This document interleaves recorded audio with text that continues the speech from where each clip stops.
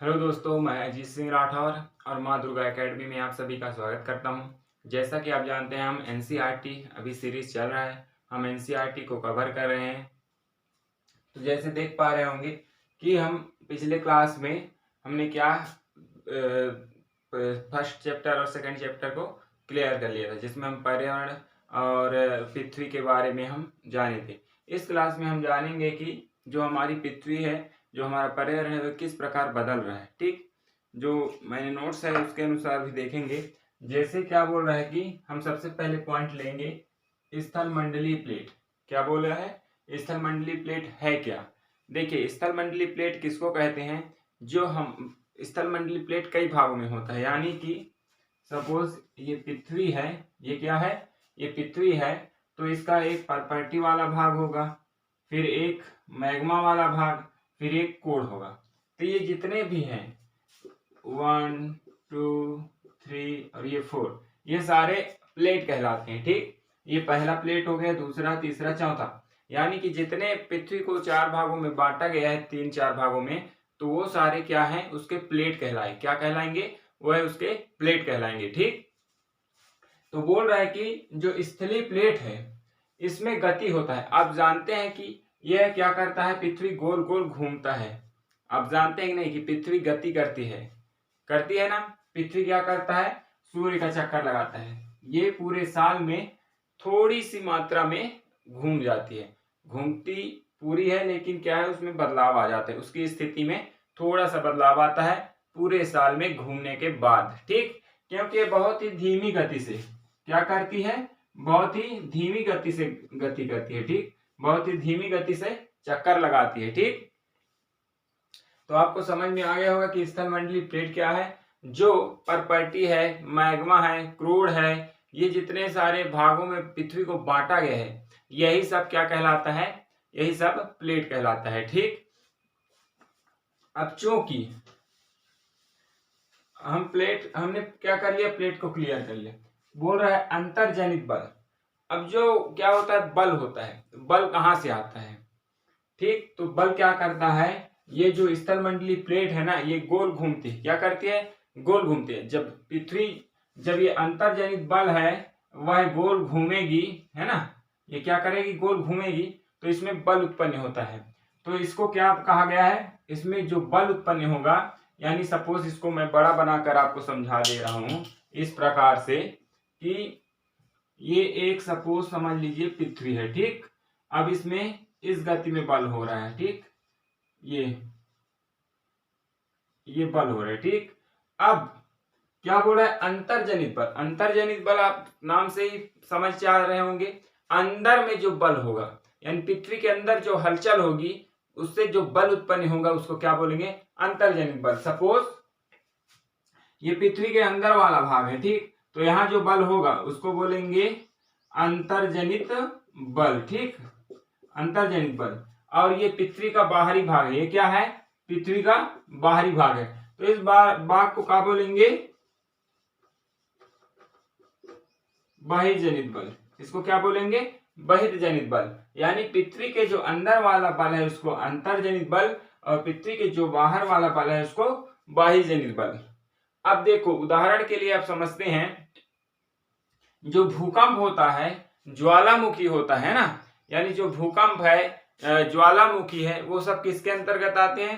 तो जो भूकंप है, ज्वालामुखी है, वह सब इसके अंतर्जनित बल के अंतर्गत आते हैं। किस बल के अंतर्गत आते हैं? तो अंतर्जनित बल के अंतर्गत। ठीक, और बहिर्जनित बल में जो बाहर में होता है, जैसे तूफान है, बवंडर है, ये सभी सुनामी है, ये सभी कहां से आते हैं? अंतर्जनित बल से होते हैं। ठीक, तो आप समझ में आ गया होगा कि जो पृथ्वी के अंदर वाला बल है, जो पृथ्वी के अंदर में जो हलचल होता है, उससे जो बल उत्पन्न होता है, उसको बोलते हैं अंतर्जनित बल। लेकिन जो पृथ्वी के बाहर परपर्टी में जो उसकी सतह पर जो बल होता है, जिसके कारण सुनामी है, विभिन्न प्रकार के जो बल उत्पन्न होते हैं, उनको बोला जाता है बहिर्जनित बल। ठीक, तो ये क्लियर। ठीक, कहीं पर कंफ्यूजन होगा तो आप कमेंट करना। आप कमेंट हमेशा करते रहें, इससे क्या है, हम भी सुधार करेंगे, कहीं पर गलत हुआ तो आपको भी सीखने में मदद मिलेगा, आपको भी ऐसा लगेगा कि हाँ हमारे हर क्वेश्चन सॉल्व हो रहे हैं, कंफ्यूजन में ना रहे, क्योंकि कोई भी एग्जाम कंफ्यूजन में नहीं दिया जाता है। ठीक, ओके। फिर अगला है भूकंप। अगला क्या है, भूकंप। कि भूकंप है क्या, जैसे देखना भूकंप क्या होता है, ये है पृथ्वी की सतह है। ठीक, ये है पृथ्वी की सतह जिसको बोलते हैं परपर्टी। ठीक, क्या बोलते हैं, परपर्टी। फिर दूसरा है, एक है पृथ्वी की सतह जो परपर्टी होता है, फिर मेटल हो गया, मेटल हो गया। फिर ऐसे ही 3-4 भाग हैं। सबसे नीचे है क्रोड, सबसे नीचे क्रोड है, यानी ये सेंटर वाला भाग है। ठीक, अगर हम इसको गोलाकार दे देंगे तो आप समझ जाना, तो ये बीच का है सेंटर वाला भाग क्रोड, फिर ये तीसरा भाग, ये दूसरा भाग, और ये पहला, इतने भागों में पृथ्वी बटा हुआ है। ठीक, तो क्या होता है, यहाँ पर पृथ्वी में हलचल हो रहा है, यहाँ विभिन्न प्रकार के मैग्मा है, विभिन्न प्रकार के लावा, पर्वत, पिघले हुए पदार्थ क्या हो रहे हैं, अंदर ही अंदर बह रहे हैं। तो क्या होता है, कभी कभी अचानक, हमेशा नहीं, कभी कभी कुछ कारणवश इसमें छेद हो जाता है, या इसकी परत पतली हो जाती है। ठीक, क्या हो जाती है, परत पतली हो जाती है। इसके कारण क्या होता है, यह यहाँ से निकल जाता है। जो यहाँ लावा बह रहा होता है, यहाँ जो लावा जो पिघला हुआ पदार्थ, वह क्या करता है, यहाँ से निकल जाता है, और यहाँ से निकलने के कारण यहाँ ज्वालामुखी का रूप ले लेता है, और यहाँ लावा का ढेर हो जाता है, जिससे विभिन्न प्रकार के पर्वतों का निर्माण होता है। जितने भी हमारे देश में पर्वत है या अन्य जगहों पर पर्वत है, तो कहीं ना कहीं लावा मतलब ज्वालामुखी के द्वारा ही बने होते हैं। तो ये क्या हो जाता है, ये ज्वालामुखी, ये क्या है, ज्वालामुखी है। यानी कि जो नीचे से क्या निकलता है, लावा निकलता है भूमि के अंदर जो लावा के रूप में, तो वह क्या होता है, अगर आप उसमें कोई अगर हाथ लगाए तो वह वहीं जल जाएगा, इतना गर्म होता है। तो क्या होता है, इसको ज्वालामुखी का नाम देते हैं। ठीक, तो ये हो गया ज्वालामुखी, ये ज्वालामुखी। ठीक, सॉरी मैं भूकंप बता रहा था लेकिन ज्वालामुखी में आ गया, कोई बात नहीं, नॉलेज तो जरूरी है। फिर है अपन, फिर आगे मैं बताऊंगा भूकंप। हेलो दोस्तों, मैं अजीत सिंह राठौर और माँ दुर्गा एकेडमी में आप सभी का स्वागत करता हूँ। जैसा कि आप जानते हैं, हम एनसीईआरटी अभी सीरीज चल रहा है, हम एनसीईआरटी को कवर कर रहे हैं।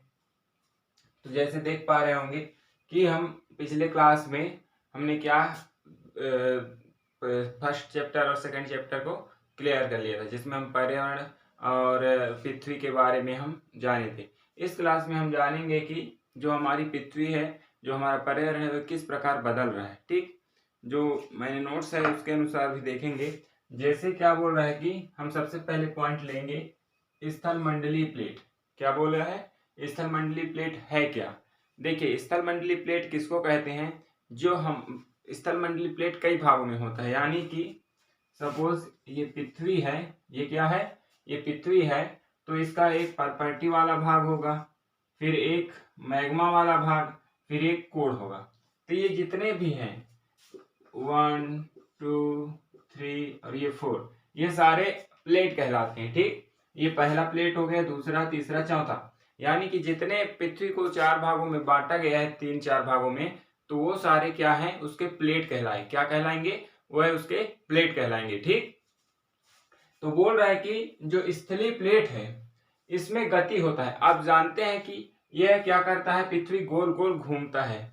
आप जानते हैं नहीं कि पृथ्वी गति करती है ना। पृथ्वी क्या करता है, सूर्य का चक्कर लगाता है। ये पूरे साल में थोड़ी सी मात्रा में घूम जाती है, घूमती पूरी है, लेकिन क्या है, उसमें बदलाव आ जाता है, उसकी स्थिति में थोड़ा सा बदलाव आता है पूरे साल में घूमने के बाद। ठीक, क्योंकि ये बहुत ही धीमी गति से क्या करती है, बहुत ही धीमी गति से गति करती है। ठीक, बहुत ही धीमी गति से चक्कर लगाती है। ठीक, तो आपको समझ में आ गया होगा कि स्थल मंडलीय प्लेट क्या है। जो परपर्टी है, मैग्मा है, क्रूड है, ये जितने सारे भागों में पृथ्वी को बांटा गया है, यही सब क्या कहलाता है, यही सब प्लेट कहलाता है। ठीक, अब चूंकि हमने क्या कर लिया, प्लेट को क्लियर कर लिया, बोल रहा है अंतर्जनित बल। अब जो क्या होता है, बल होता है, बल कहाँ से आता है, ठीक। तो बल क्या करता है, ये जो स्थलमंडलीय प्लेट है ना, ये गोल घूमती है, क्या करती है, गोल घूमती है। जब पृथ्वी, जब ये अंतर्जनित बल है वह गोल घूमेगी, है ना, ये क्या करेगी, गोल घूमेगी, तो इसमें बल उत्पन्न होता है। तो इसको क्या कहा गया है, इसमें जो बल उत्पन्न होगा, यानी सपोज इसको मैं बड़ा बनाकर आपको समझा दे रहा हूं इस प्रकार से कि ये एक सपोज समझ लीजिए पृथ्वी है, ठीक। अब इसमें इस गति में बल हो रहा है, ठीक, ये बल हो रहा है, ठीक। अब क्या बोल रहा है, अंतर्जनित बल। अंतर्जनित बल आप नाम से ही समझ जा रहे होंगे, अंदर में जो बल होगा, यानी पृथ्वी के अंदर जो हलचल होगी उससे जो बल उत्पन्न होगा उसको क्या बोलेंगे, अंतर्जनित बल। सपोज ये पृथ्वी के अंदर वाला भाग है, ठीक, तो यहाँ जो बल होगा उसको बोलेंगे अंतर्जनित बल, ठीक, अंतर्जनित बल। और ये पृथ्वी का बाहरी भाग है, ये क्या है, पृथ्वी का बाहरी भाग है, तो इस भाग को क्या बोलेंगे, बहिर्जनित बल। इसको क्या बोलेंगे, बहिर्जनित बल। यानी पृथ्वी के जो अंदर वाला बल है उसको अंतर्जनित बल, और पृथ्वी के जो बाहर वाला बल है उसको बाह्यजनित बल। अब देखो उदाहरण के लिए आप समझते हैं, जो भूकंप होता है ज्वालामुखी होता है ना, यानी जो भूकंप है ज्वालामुखी है, वो सब किसके अंतर्गत आते हैं, तो जो भूकंप है ज्वालामुखी है वह सब इसके अंतर्जनित बल के अंतर्गत आते हैं। किस बल के अंतर्गत आते हैं, तो अंतर्जनित बल के अंतर्गत, ठीक। और बहिर्जनित बल में जो बाहर में होता है, जैसे तूफान है, बवंडर है, ये सभी सुनामी है, ये सभी कहां से आते हैं, अंतर्जनित बल से होते हैं, ठीक।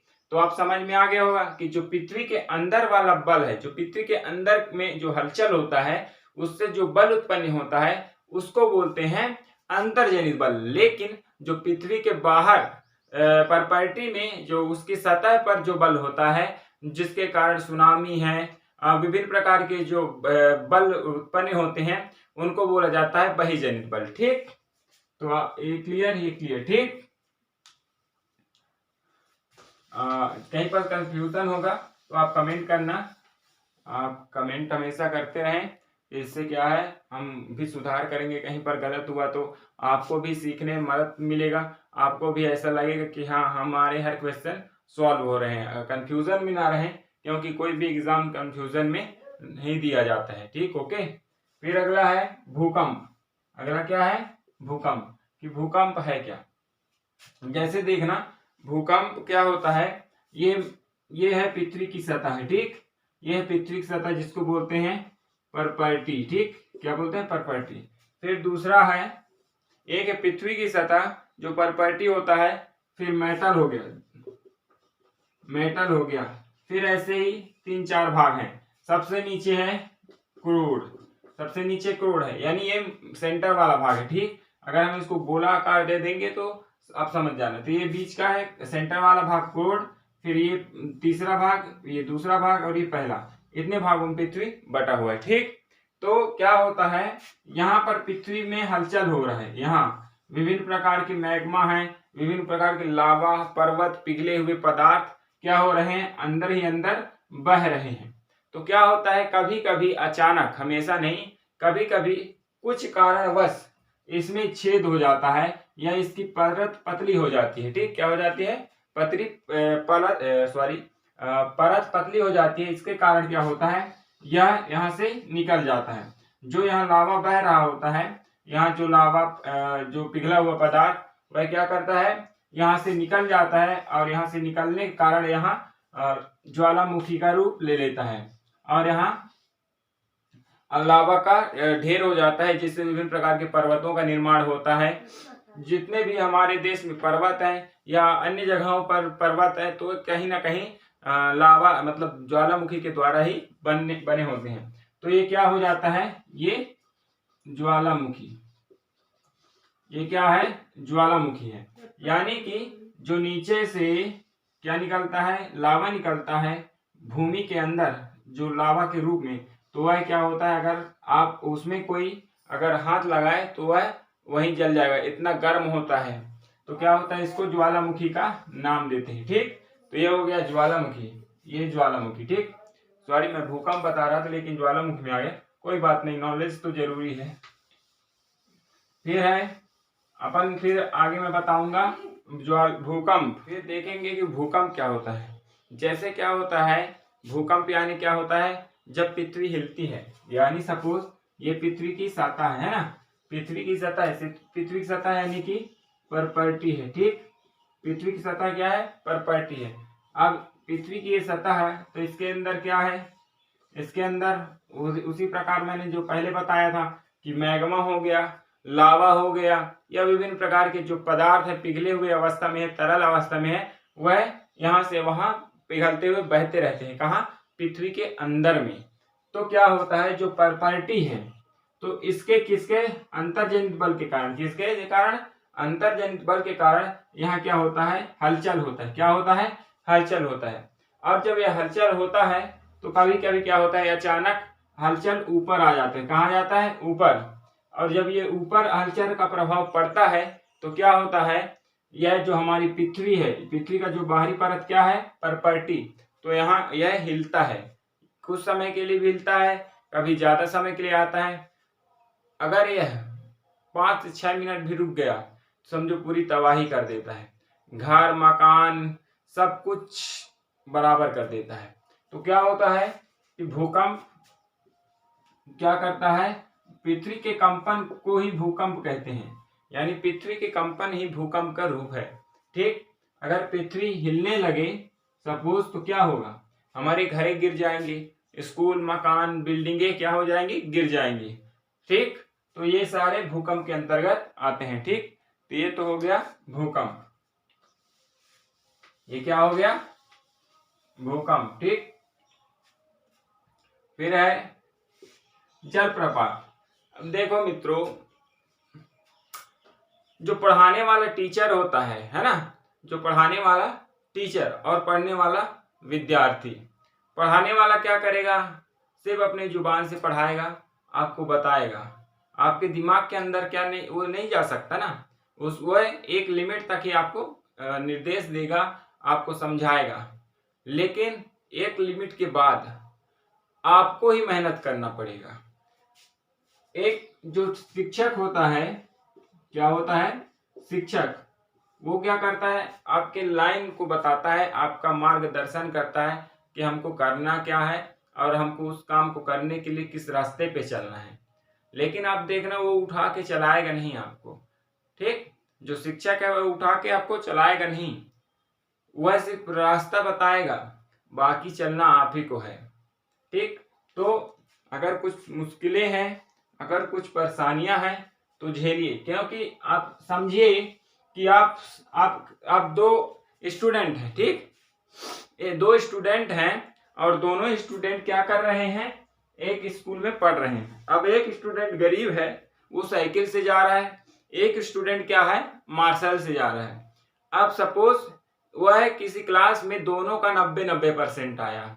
अब जब कभी वह किसी को बताएंगे कि वह बताएगा मेरा 90% आया, तो क्या बताएगा, मेरे वो लोग क्या बोलेंगे, इसके सारे सुख सुविधाएं थे, कार में जाता था, कार में आता था, तो 80% ले आया, 90%, तो क्या मतलब तो है, लेकिन इसने ज्यादा मेहनत नहीं किया, लोग उसको ज्यादा महत्व नहीं देंगे। लेकिन जो साइकिल से आता था, जो साइकिल से जाता था, लोग उसको क्या बोलेंगे, ये रोज साइकिल से आता था, ये मेहनत करता था, ये हार्ड वर्क करता था, पढ़ाई करता था, मतलब ये सीरियस स्टूडेंट था, इसने परेशानी गरीबी में भी अपना लक्ष्य नहीं छोड़ा, तो लोग उसको ज्यादा महत्व देंगे। आप भी जब किसी को बताएंगे तो बोलेंगे हाँ मैं साइकिल से आता था मेहनत कर, आपको भी अच्छा लगेगा। तो कम से कम क्या रहेगा, आपके पास बताने के लिए कुछ बातें रहेंगी। कार वाला क्या उतने गर्व से नहीं बता पाएगा, क्योंकि उसके पास बताने के लिए वो परिश्रम के दिन ही नहीं है जो वो बताए। तो परिश्रम को क्या कर लेना है, संघर्ष को हमको इंजॉयमेंट की दृष्टि से देखना है, ना कि उसको मजबूरी। जो मजबूरी की दृष्टि से देखता है ना, वह सक्सेस नहीं होता, उसको एंजॉय के रूप से लेना चाहिए। तो हम बता रहे थे जलप्रपात। अब जैसे जलप्रपात को इस प्रकार लेते हैं, जैसे ये क्या है, ये भूमि का परत है, परपर्टी, और सपोज यहाँ क्या है, यहाँ गड्ढा है, यानी कि यहाँ तक तो बराबर है, लेकिन यहाँ खाई है। अब कोई नदी इधर से आया, ऐसे बहते बहते। अब चूंकि यहाँ खाई है, क्या है, यहाँ खाई है, चूंकि यहाँ खाई है तो जो नदी होगा अब यहाँ आगे थोड़ी बढ़ेगा, नदी भी ऐसे गिर जाएगी, है ना। नदी भी ऐसे यहाँ से आई और ऐसे गिर जाएगी नीचे की ओर। तो जब नदी नीचे की ओर गिरेगी तो यहाँ क्या बन जाएगा, जलप्रपात। यहाँ क्या बन जाएगा, जलप्रपात। जलप्रपात क्या कहते हैं कि जब कोई नदी बहते हुए आती है और एक बराबर वाले स्थान से ढलान यानी नीचे की ओर उतार से, मतलब एक बराबर वाला स्थान है ये वाला बराबर स्थान से ढलान की ओर गिरती है, तो वहां क्या करती है, अगर भूमि में होगा तो यहाँ गड्ढा कर देगी, पर्वत में होगी तो उसको धीरे धीरे तोड़ देगी या वहां जलप्रपात का निर्माण कर देगी।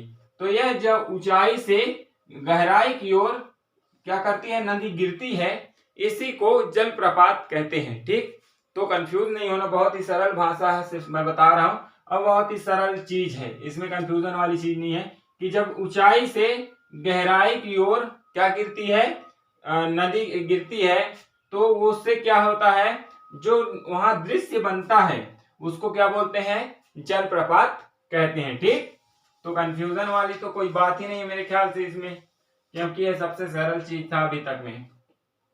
अब चाप झील क्या है, अब सपोज चाप झील, अब ये क्या, ये ऐसे ऐसे नदी आ रही, ठीक, या इसको इस प्रकार से देखते हैं,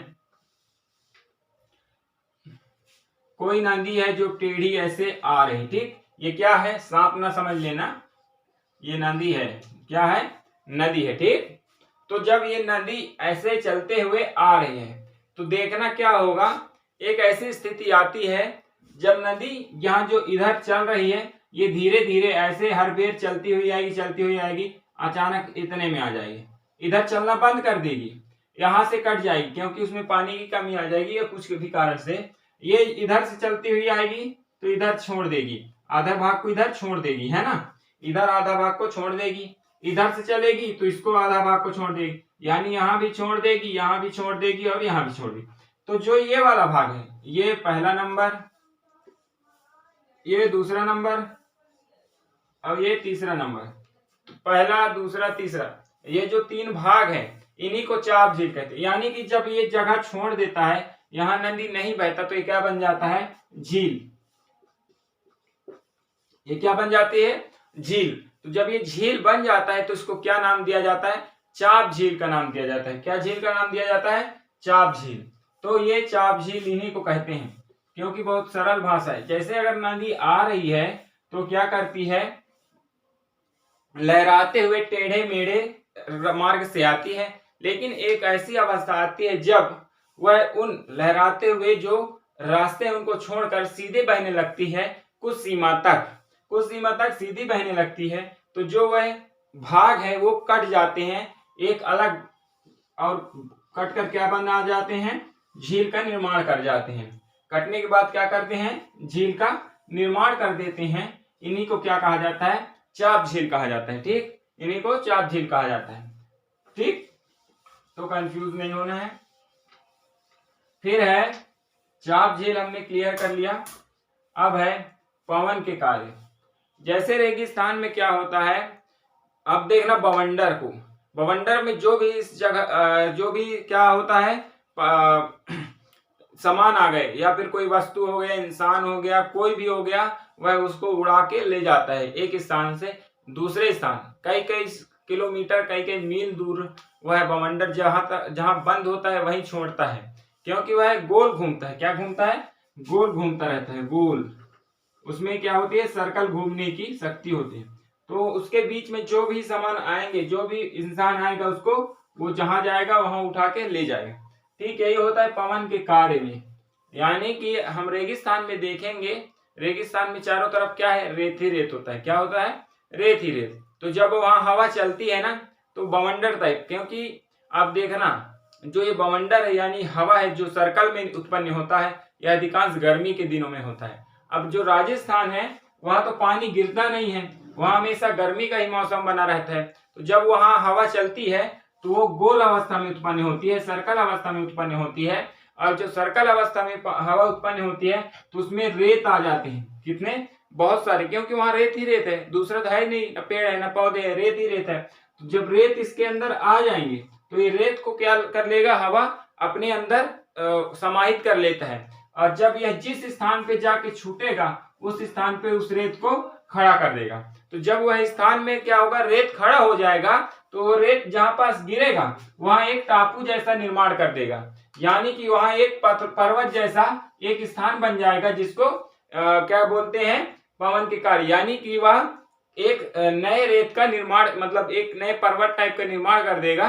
तो ऐसे ही हमारे स्थानों में होता है कि जैसे पर्वत को हो गया, कपड़ा जो भी है, सामान को उठा के कहीं दूसरे स्थान पे फेंक देता है। तो ये पवन के कार्य हैं। यानी कि पवन का कुछ भी कार्य हो सकता है, यानी वह कुछ भी उसके जो रास्ते में आएगा उसको उठा के वो ले जाता है। ठीक, तो ये आज का क्लास इतना ही रहा। हमने आज क्या देखे कि जो हमारे परिवर्तन, मतलब पर्यावरण है जो बदल रहे हैं, तो इनको हम किस प्रकार समझ सकते हैं। हमने स्थलमंडलीय प्लेट हो गया, अंतर्जनित बल, बाह्यजनित बल, भूकंप है, ज्वालामुखी है, जलप्रपात है, चाप झील है, पवन के कार्य है, इन सभी को हमने आज क्लियर कर लिया। ठीक, हम अगली क्लास में फिर देखेंगे कि जो हमारी पृथ्वी है उसमें क्या परिवर्तन हुए, उनके क्या परिणाम हैं, और जो वायु है उसके क्या, उसमें कौन कौन से मिश्रण है, कौन कौन से नहीं, इन सभी जानकारी को हम अगले क्लास में पढ़ेंगे। तब तक के लिए थैंक यू, जय हिंद।